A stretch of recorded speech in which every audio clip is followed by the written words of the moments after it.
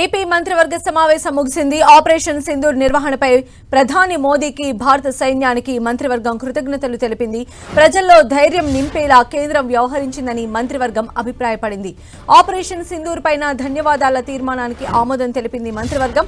ఇక ఆంధ్రప్రదేశ్ ఏకైక రాజధానిగా అమరావతిని ప్రకటిస్తూ విభజన చట్టంలో సవరణ చేయాల్సిందిగా కేంద్రాన్ని కోరుతూ మంత్రివర్గం తీర్మానం చేసింది.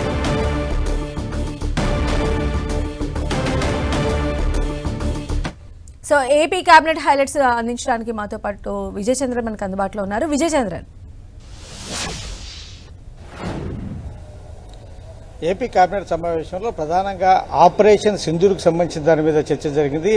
ఆపరేషన్ సింధూర్లో అంటే భారతదేశస్తుల ఆత్మగౌరవాన్ని నిలిపే విధంగా సైన్యం పోరాటం చేసింది.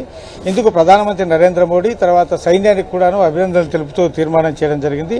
ప్రజల్లో ధైర్యం నింపేలాగా ఈ ఆపరేషన్ సింధూర్ ప్రోగ్రాం నడిచింది, ఈ ఫైటింగ్ నడిచింది అని చెప్పేసి చంద్రబాబు నాయుడు కొనియాడడం జరిగింది.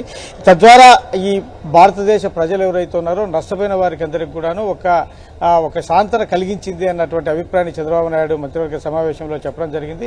ఈ సింధూర్ అనే పదం ఏదైతే ఉందో ఇది ఒక స్ఫూర్తిదాయకంగా ఉంది. కాబట్టి ఈ అంటే రాష్ట్రంలో నెలకొల్పోయేటువంటి ఏదైతే సంక్షేమ పథకాలు కొత్త ఏవైతే ఉన్నాయో వాటికి ఇలాంటిగా స్ఫూర్తిదాయకమైనటువంటి పేర్లు పెడితే బాగుంటుందనేటువంటి అభిప్రాయాన్ని ఈ కేబినెట్ తెలిపింది.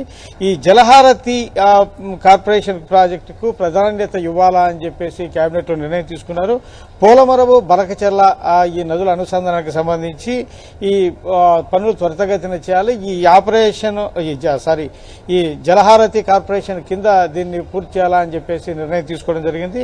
అంతేకాకుండా ఈ గత ప్రభుత్వం ఏదైతే కొన్ని బిల్లులు తీసుకురావడం జరిగిందో అంటే ఈ ఇండస్ట్రియల్ కు సంబంధించినటువంటి బిల్లులు తీసుకొచ్చింది. అంటే లేబర్ లాస్ బిల్లు అయితేనేమి, ఫ్యాక్టరీస్ సవరణ బిల్లు, ఇండస్ట్రియల్ కు సంబంధించినటువంటి సవరణ బిల్లు, వీటిని వెనక్కి తీసుకునేందుకు కేబినెట్ ఆమోదం తెలిపింది.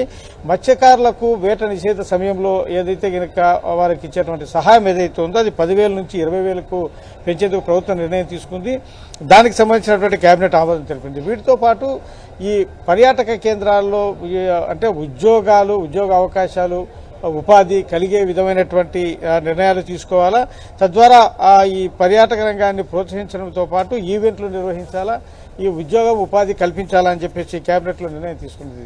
వీటితో పాటు జలవనరుల శాఖకు సంబంధించి కంపెనీల చట్టం కింద జలహారతి కార్పొరేషన్ ఏర్పాటుకు కేబినెట్ ఆమోదం తెలిపింది. చెరువుల్లో మట్టి తవ్వుకునేటువంటి రైతులకు ఉచితంగా మట్టి తోలుకునేందుకు అవకాశం ఇవ్వాలని దాని మీద కేబినెట్ ఆమోదం తెలిపింది. వీటితో పాటు టీటీడీకి సంబంధించి అర్బన్ డిజైన్ ప్లానింగ్ సెల్ ఏర్పాటు చేయాలని కేబినెట్ లో నిర్ణయం తీసుకున్నారు. రైట్ విజయ్ చంద్రన్.